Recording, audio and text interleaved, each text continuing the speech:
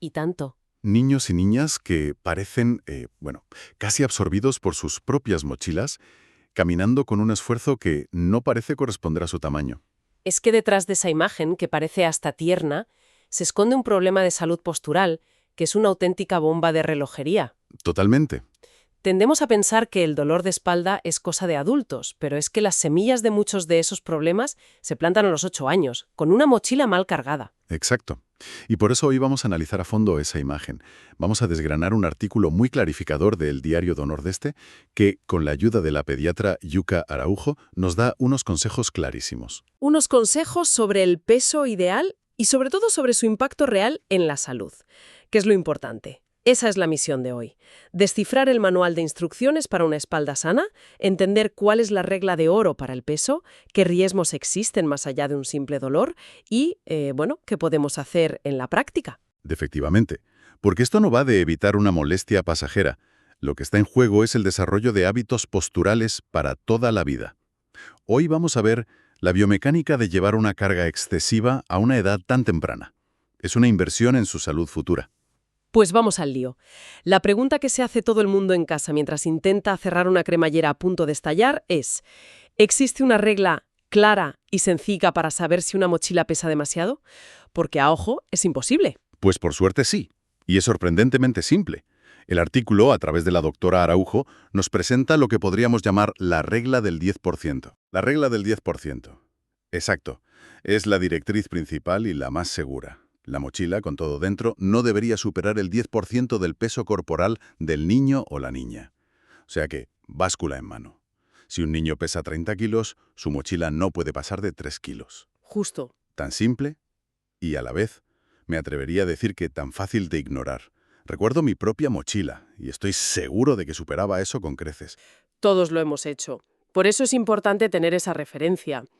El artículo matiza algo, y es que hay organismos, como la Academia Americana de Pediatría, que admiten un límite un poco más alto, hasta un 15%. A un 15%. Pero, y esto es crucial, lo reservan para adolescentes mayores, que ya tienen una estructura ósea y muscular más desarrollada.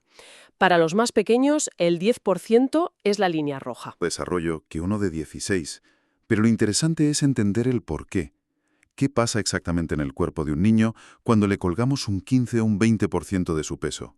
Pues pasa que el cuerpo, que es una máquina increíblemente inteligente, intenta compensar para no caerse hacia atrás. Y ahí empiezan todos los problemas. Es como un mecanismo de defensa, ¿no? Piensa en un balancín. Si pones un peso enorme en un extremo, la única forma de que no te venza es echar tu propio peso hacia el otro. Por eso los niños se inclinan hacia adelante. Su cuerpo está, literalmente, luchando contra la física. Una batalla silenciosa cada mañana de camino al cole. Y esa inclinación es el primer mecanismo de compensación que describe el artículo, el más visible. El más visible, sí. Pero hay otros más sutiles. El segundo es elevar los hombros, un gesto casi inconsciente para intentar sujetar la carga. Claro, y eso genera una tensión constante en el cuello. En el cuello y en la parte alta de la espalda, que acaba en contracturas. Y luego, por supuesto, el clásico error de colgarse la mochila de un solo hombro. Que eso es probablemente lo peor que se puede hacer. Crea un desequilibrio brutal. Exacto. Y todas estas adaptaciones forzadas provocan una sobrecarga continua en músculos, articulaciones, ligamentos. El resultado es dolor, fatiga, y aquí el artículo desmonta un mito fundamental. Adelante, porque los mitos en salud son muy peligrosos. Mucha gente, muchísimos padres y madres, viven con el miedo de que una mochila pesada pueda causar escoliosis, o sea, una desviación lateral de la columna. Sí, es el gran fantasma.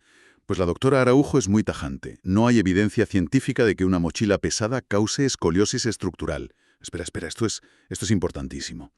Entonces el peligro no es una deformación permanente de la columna, No. sino un desgaste diario, silencioso, que va creando malos hábitos para toda la vida. Es más sutil, pero a la larga, igual de dañino. Has dado en el clavo. Es un problema de software, no de hardware. No se rompe la estructura, pero se reprograma mal el sistema muscular y postural. Vale. El problema real, y no es menor, son las contracturas musculares, las malas posturas que se cronifican y, ojo a esto, el agravamiento de problemas ortopédicos que ya existían. Entendido. No crea el problema de base, pero puede despertar al monstruo, por así decirlo. Y una duda que me surge. ¿Esta regla del 10% se mantiene con la edad? Intuitivamente uno piensa que un adolescente de 16 puede con más que un niño de 6. La pediatra insiste en que el criterio más objetivo es siempre el porcentaje del peso corporal, no la edad. De hecho, con los más pequeños hay que ser todavía más estrictos porque su esqueleto está en una fase mucho más delicada. Vale. Ahora bien, es que es cierto que un adolescente tiene más capacidad física, pero, y esto es interesante, el artículo no se pregunta si pueden llevar más peso, sino si deben. Y la respuesta es no. Claro, que puedas levantar algo no significa que sea bueno para ti hacerlo todos los días. Y aquí se añade otro factor. No es solo el peso, es el tiempo, la distancia. Precisamente. Un adolescente que va en transporte público y se pasa 20 minutos de pie en el autobús sufre mucho más el efecto de esa carga.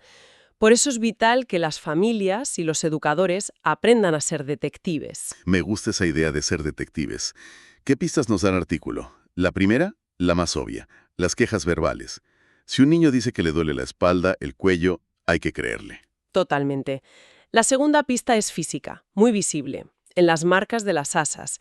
Si al quitarle la mochila vemos esas marcas rojas en la piel de los hombros, es una bandera roja del tamaño de un estadio. Las marcas de guerra.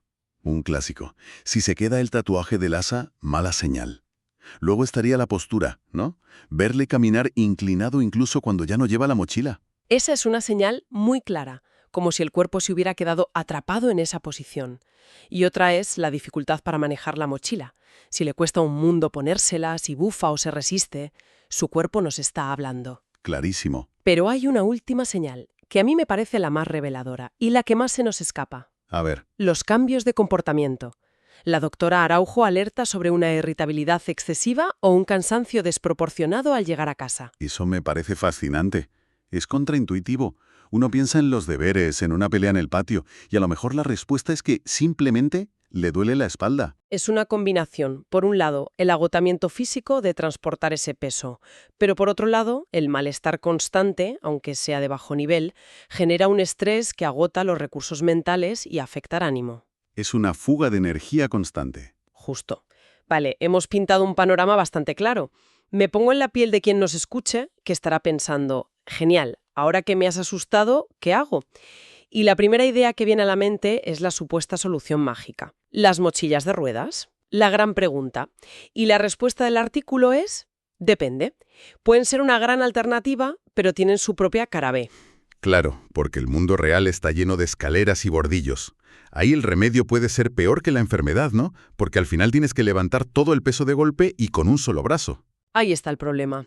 Se levanta de forma asimétrica, tirando de un solo brazo y forzando la espalda. Además, al tirar de ella por pasillos o aceras irregulares, el cuerpo tiende a hacer una ligera torsión del tronco que, día tras día, puede generar sobrecarga. O sea que la elección depende totalmente del entorno. Si el camino es llano, genial. Si no, Si no, quizá no sea la mejor opción. Por eso, si no hay un producto milagroso, la solución tiene que estar en otro sitio.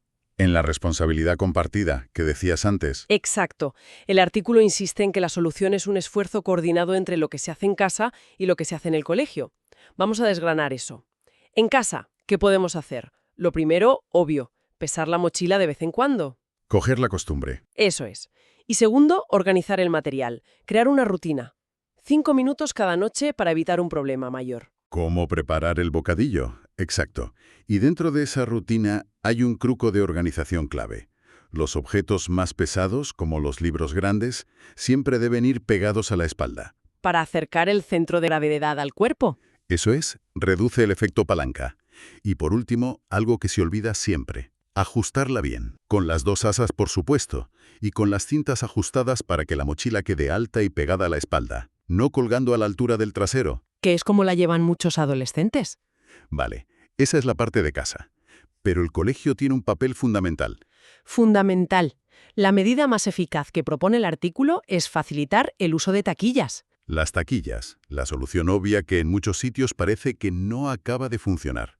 ¿Por qué crees que falla a veces? Niños a organizar su tiempo y a pensar, ¿qué necesito para esta tarde? La taquilla se convierte en un simple agujero negro.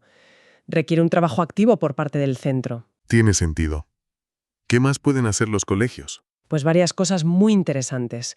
Organizar los horarios para no concentrar en un mismo día las asignaturas con libros pesados. Fomentar el uso compartido de libros de texto en clase. Para que haya un juego de libros que se queda siempre en el aula. Justo. Y algo muy simple. Recomendar cuadernos de una sola materia en vez de esos archivadores gigantes. Son pequeños cambios con un gran impacto. Y es importante señalar que todo esto no es una opinión aislada.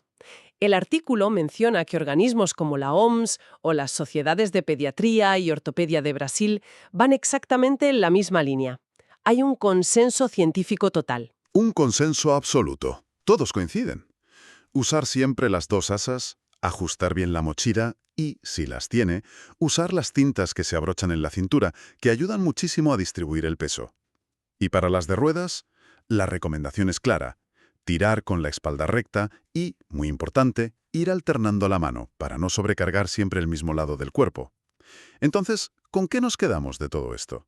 Si tuviéramos que resumirlo, la regla del 10% es nuestra brújula, la guía más segura. Luego, que hay que estar muy atentos a las señales tanto físicas como de comportamiento.